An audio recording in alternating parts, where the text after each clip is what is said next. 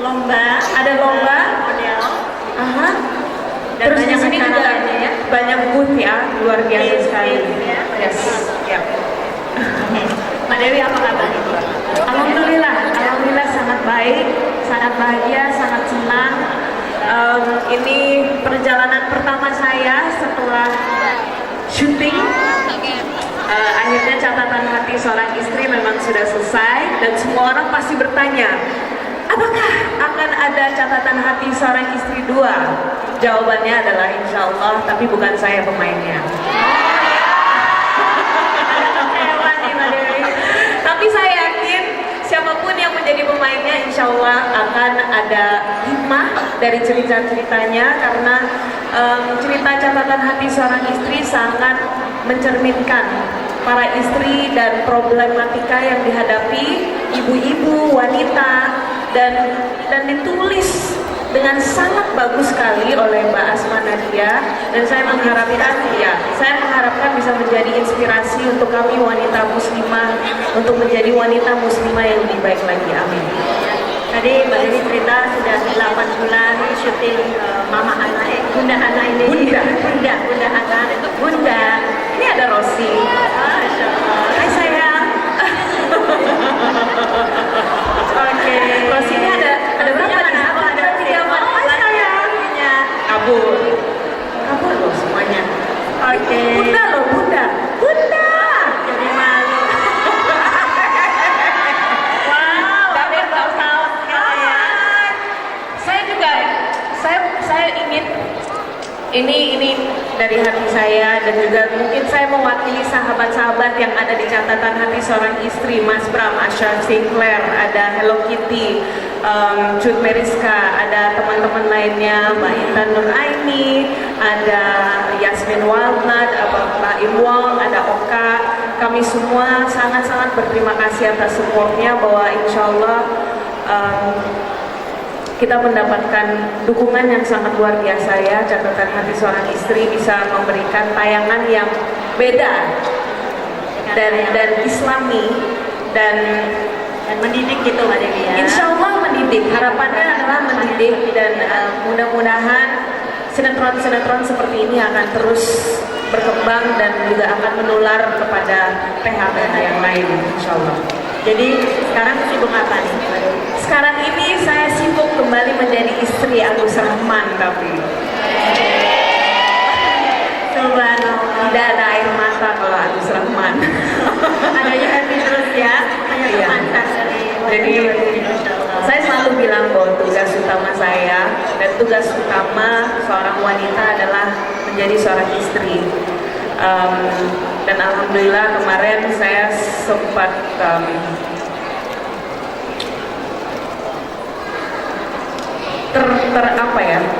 tertunda tugas saya, kewajiban saya, tapi alhamdulillah saya juga memiliki seorang suami yang sangat luar biasa sekali, dan saya juga yakin bahwa di zaman yang sangat modern ini banyak wanita-wanita modern yang juga bekerja, yang punya tugas-tugas lain di luar sana, tapi semuanya tidak terkecuali dari doa dan restu sang suami. Jadi terima kasih juga untuk para suami-suami yang hari ini juga hadir untuk mendukung para istrinya. Tepuk tangan buat para suami yang hadir hari ini. Ya, semoga kami semua bisa membangun keluarga sakinah mawaddah warahmah di dalam keluarga masing-masing.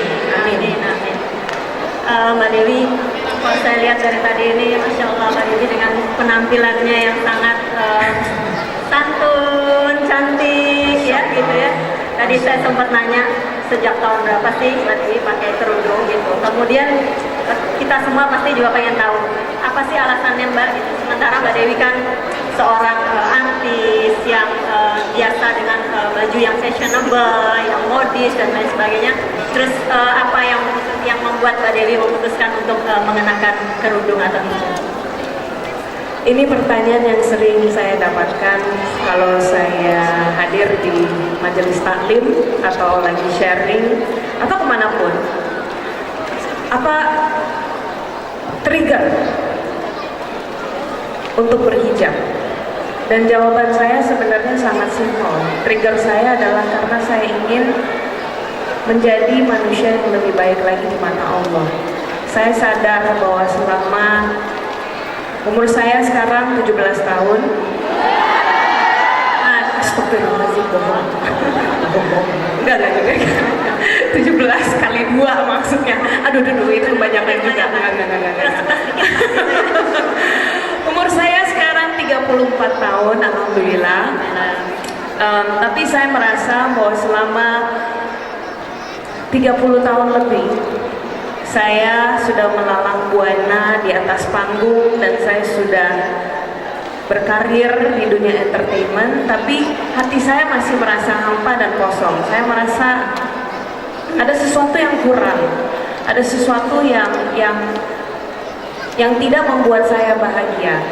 Sehingga akhirnya dengan pengalaman hidup, dengan proses, dengan jatuh bangun, dan saya rasa semua wanita di sini juga memiliki proses tersendiri.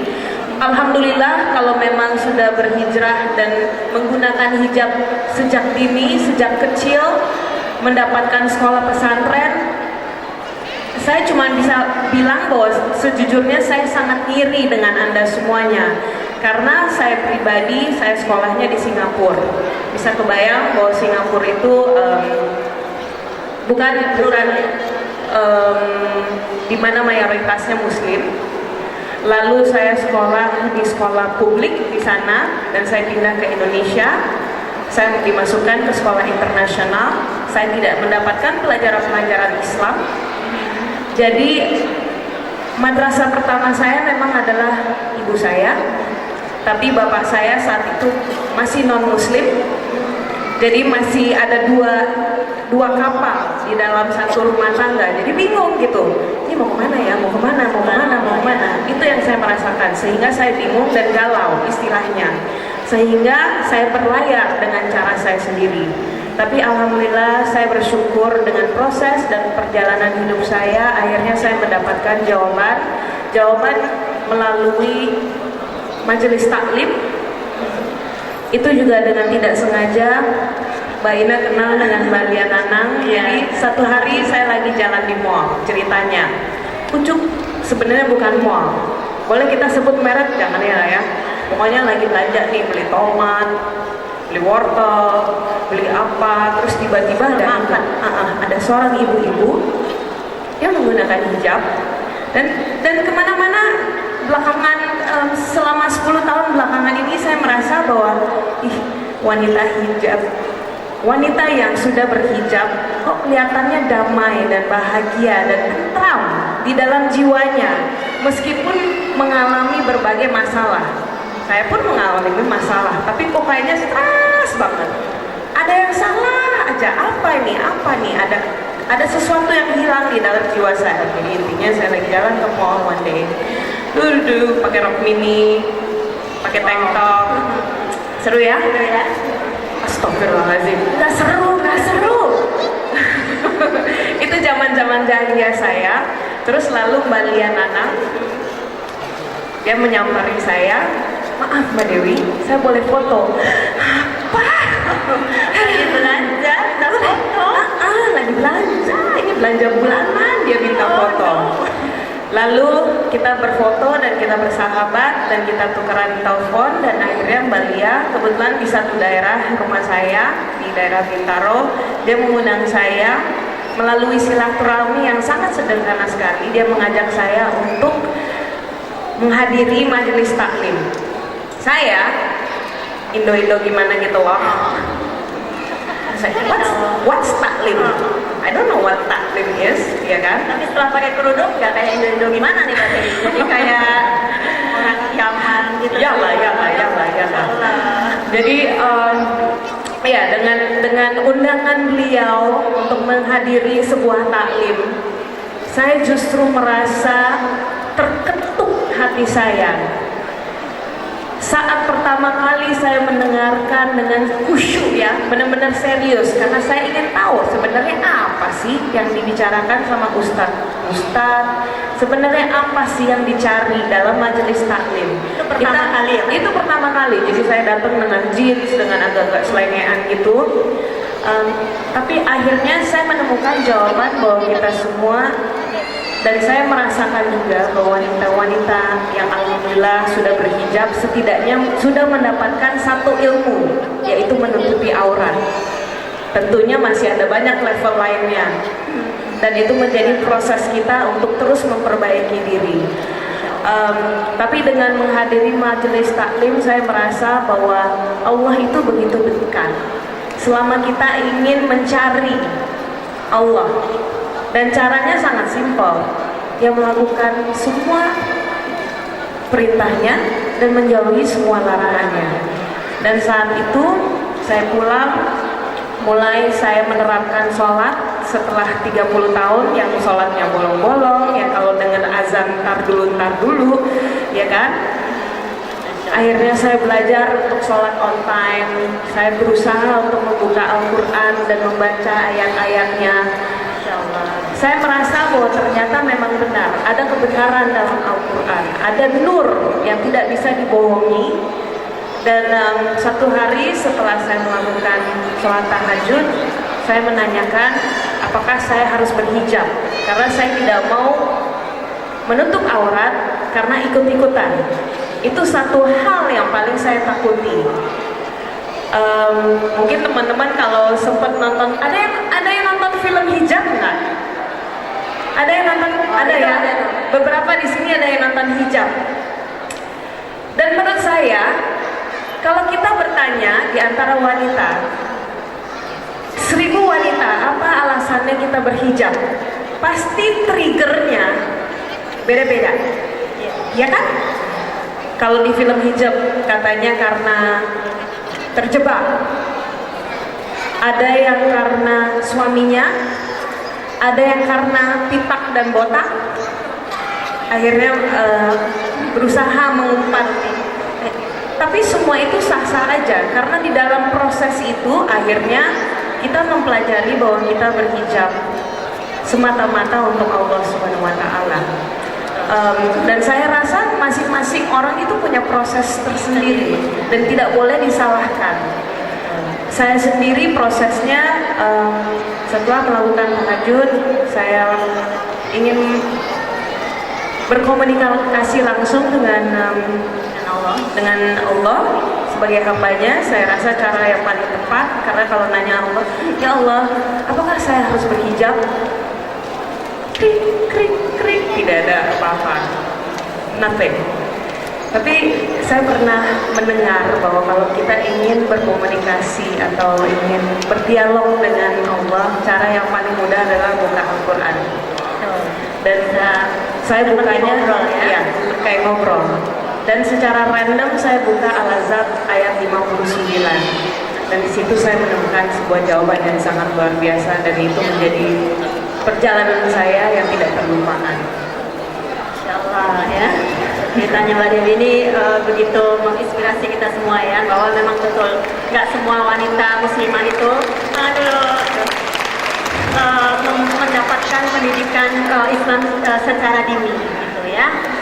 Orang seperti Mbak Dewi yang latar belakangnya tidak mempunyai pendidikan Islam secara dini, kemudian akhirnya sama Allah dipertemukan dengan Mbak Lia, itu semua jalan Allah. Kalau kita, Allah pasti kasih hidayahnya asalkan kita mau mencari. Betul ya. Dan sebenarnya hidayah itu ada di mana-mana selama kita peka dengan hidayah tersebut. Kadang-kadang kita suka tambeng. Apa istilah Surabayanya? Apa? Tambeng, dengar tambeng. Dablek. Ya itulah manusia.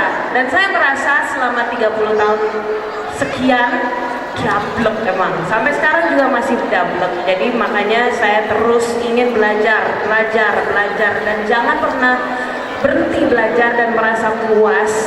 Karena saat kita merasa puas, kita merasa stuck di situ ya. Sudahlah. udah merasa cukup. Sedangkan Islam itu sangat luas, sangat luar biasa, banyak pelajaran-pelajaran yang bisa didapatnya. Ya.